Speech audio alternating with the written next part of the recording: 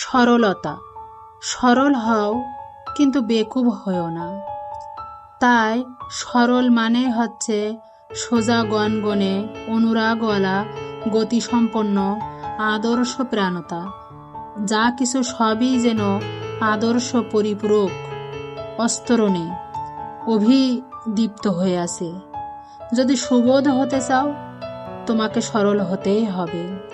আদর্শে অযুক্ত ব্যক্তি সরল হলেও বেকুব, কম মস্তিষ্ক হয়ে থাকে।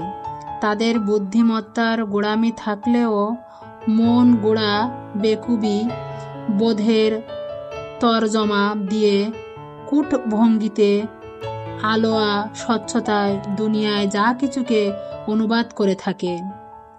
তাই যে যেমন সরল সে তেমন সুবোধ, আর যে সরল সেই শুধু টের পেতে পারে তার আশেপাশে যত বাঁকা, যত কুটিল, তা কেমনতর কি মেকদারের, তা দিয়ে কী বা করতে পারা যায়, আর কী বা হতে পারে।